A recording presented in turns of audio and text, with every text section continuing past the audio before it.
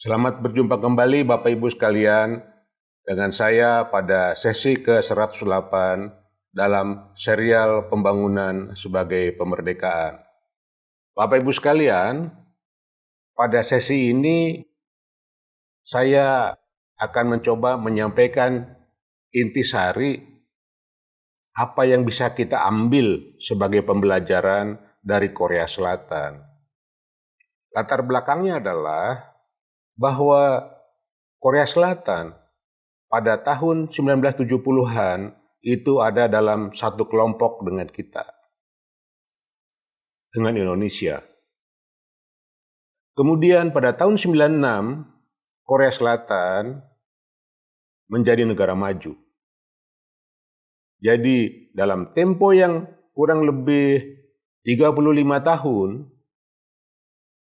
Korea Selatan bisa naik kelas dari negara berkembang menjadi negara maju. Yang kedua, Korea Selatan juga merupakan negara atau bangsa yang pernah dijajah, seperti Indonesia, seperti kita.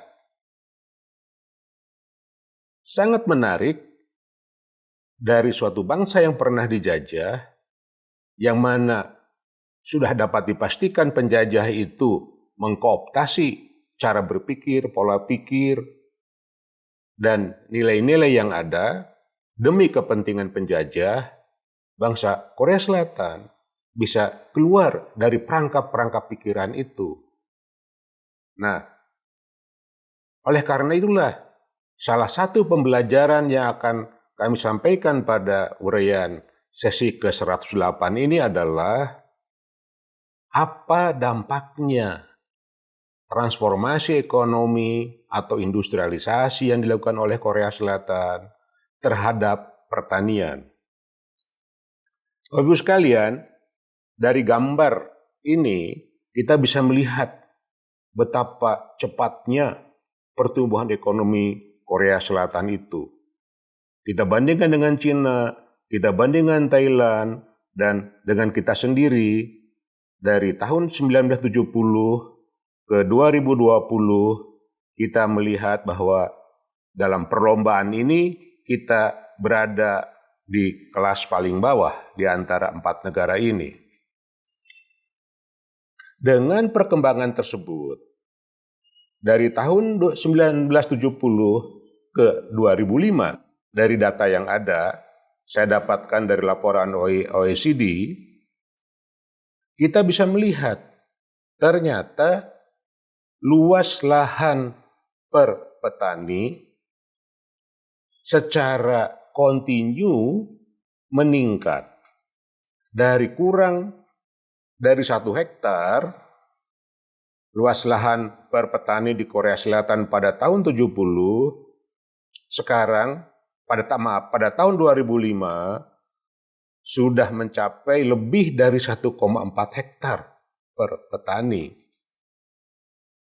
Jadi, dalam tempo 35 tahun, luas lahan per petani meningkat 55,5% atau terjadi peningkatan 1,58% per tahun. Bandingkan dengan kita, dari tahun 2013 ke 2018 katakanlah, petani gurem kita meningkat rata-rata secara nasional lebih dari 10%.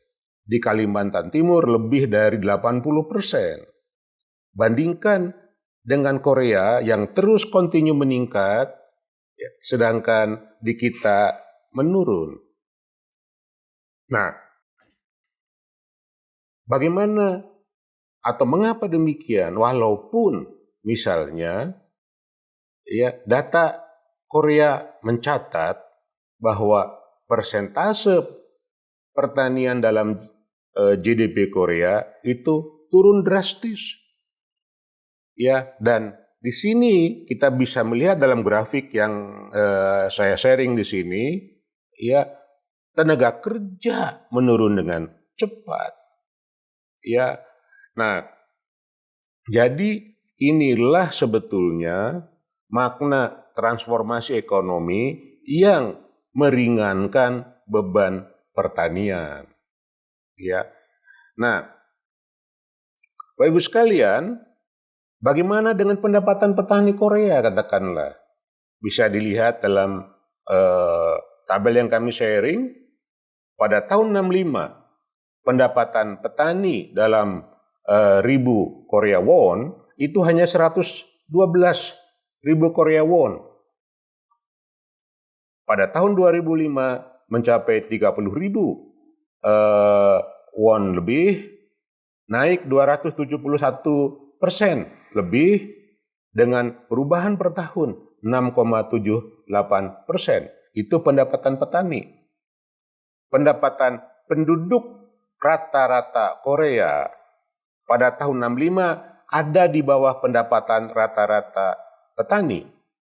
Tetapi pada tahun 2005 pendapatan rata-rata penduduk perkotaan Korea Selatan mencapai 39 ribu kilo Korean won, ya, yang mana lebih tinggi 8.500 won Korea. Nah, jadi Bapak Ibu sekalian, dalam tempo yang relatif panjang, ya, kita melihat kesenjangan pendapatan petani dan pendapatan penduduk Korea, ya, relatif tidak terlalu lebar, ya, relatif tidak terlalu lebar. Nah, oleh karena itulah kita menyaksikan, ya, bahwa model Korea ini menunjukkan kepada kita model yang